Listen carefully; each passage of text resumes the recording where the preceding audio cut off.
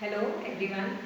I hope you are enjoying the rains outside. At least I am enjoying the rains outside because it's too much raining today. So, and also you might be enjoying. Okay. So you have to enjoy the rains, and second thing, we have to take care from the pandemics which is going around us, and third thing, you have to take studies very seriously.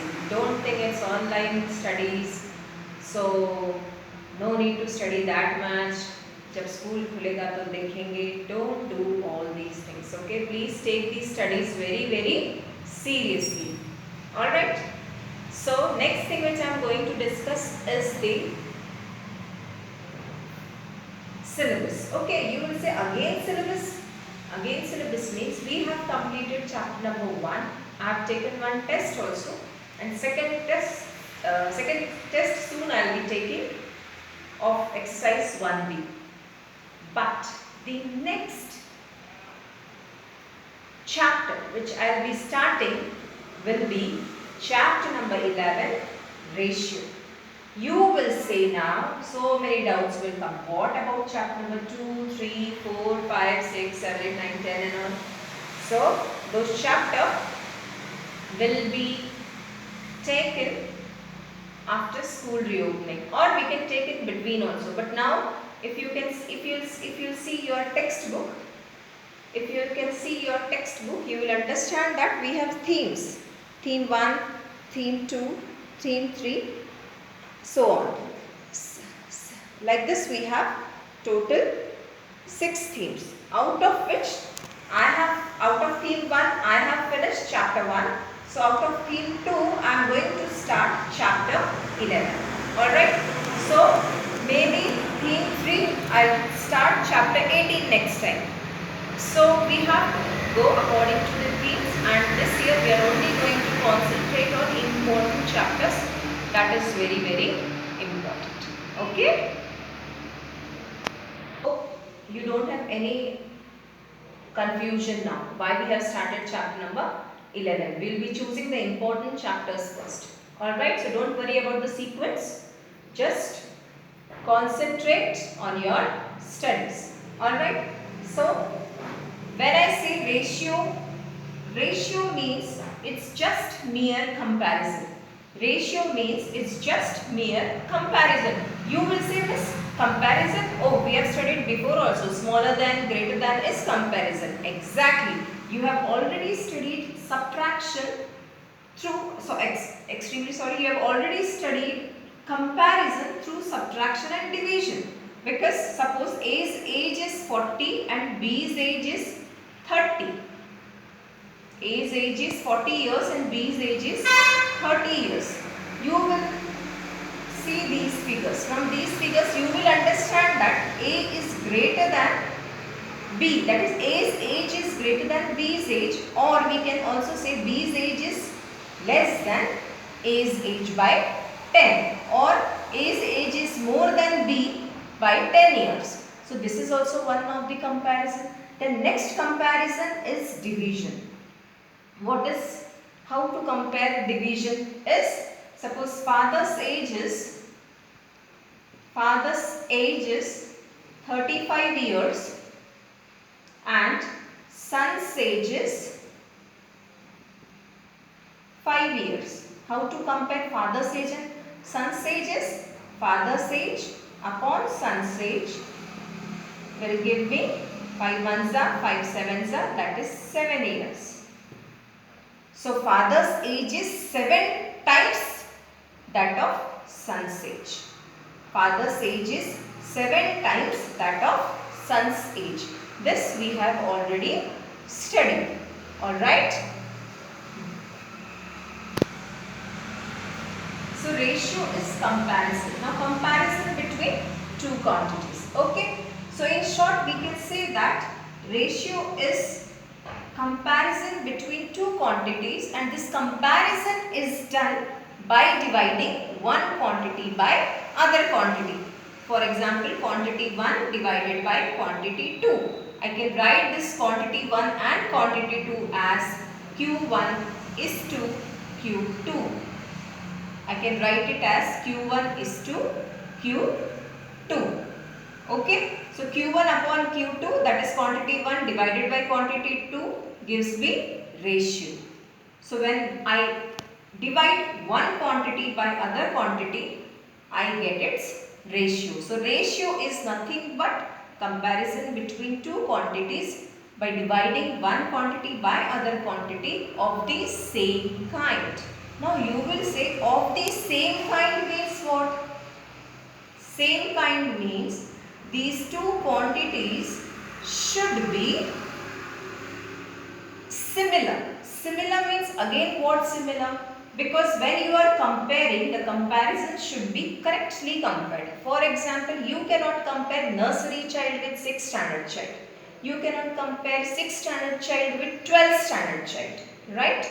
So the comparison should be in the same class. For example, if I want to compare two students, I should compare from the 6th standard only. If I want to compare two lengths, it should be length. It should be lengths only. I cannot compare length with breadth. Okay. So same kind means if L1 is there, then L2 will be there.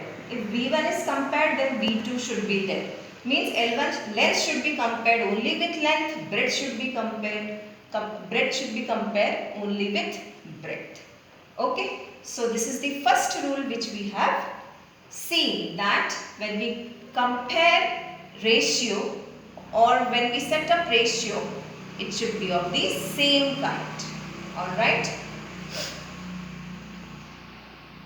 Okay, so we have seen the first rule of ratio, that it should, when we are comparing two quantities, they should be of same kind. Means length should be compared with length, breadth.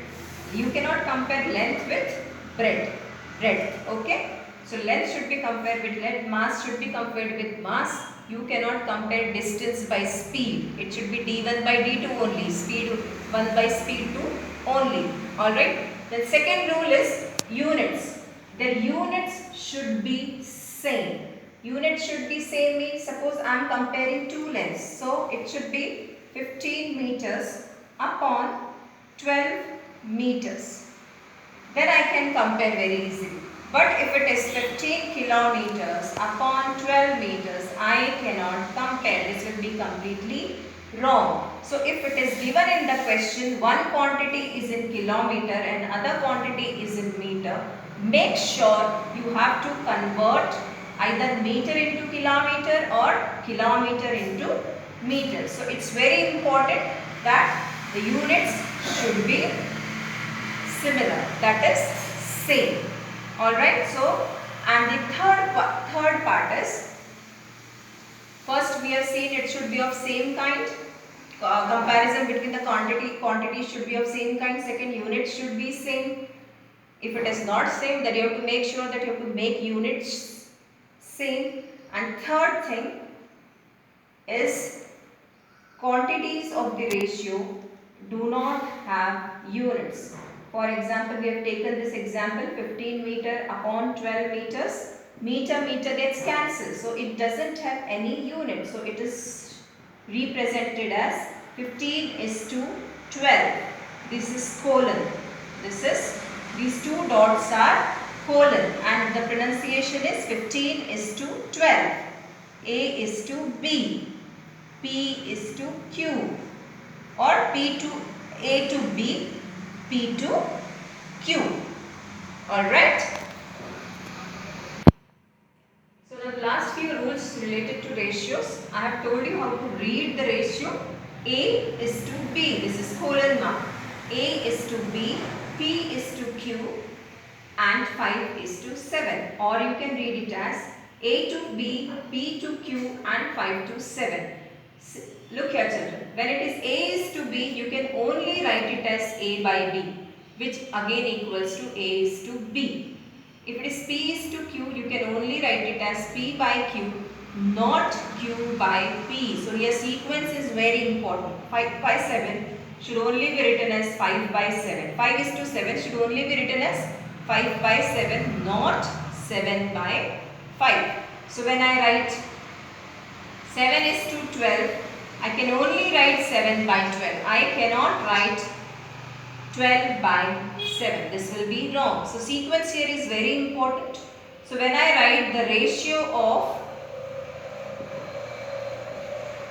5 meters to 12 meters or 5 meters and 12 meters, what has come first is 5 meters and then 12. So the ratio will be written as 5:12. Not never 12:5. Alright. One more important thing which I would like to share is we have A is to B, P is to Q, 5:7. Here this is the first quantity. These are the first quantities A, P, 5 and 7. So these quantities are called as antecedent. These first quantities are called as antecedent.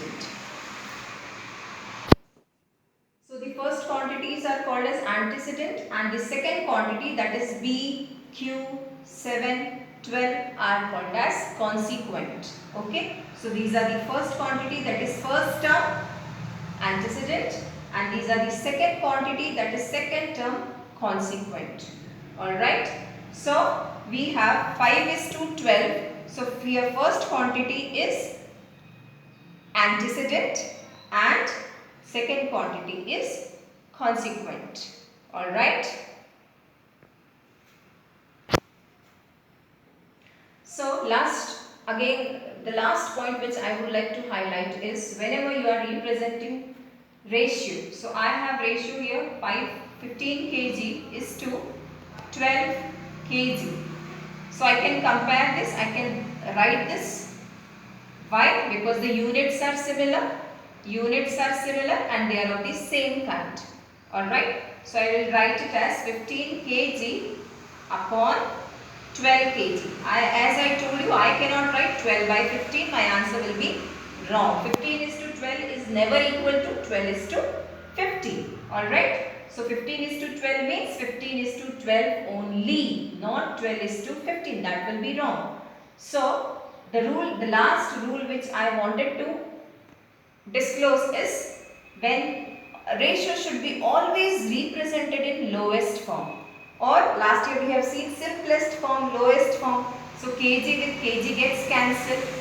3 5s are 15 and 3 4s are 12. So my ratio now becomes 5:4. I know that there is no unit for ratio. So kg has already got cancelled here. So 5:4. So 5/4 is equal to 5:4. Anything can be represented as answer. Again I am telling you, 5:4 is not 4:5. Alright, remember all this. 5:4 is never equal to 4:5. Okay, so this was the introduction part for ratio. So if you have any doubt, please free to contact me and please read this lesson. I have given chapter number 11. Read its first few introduction part. They are very important. If you have some query, please let me know. Till then, goodbye.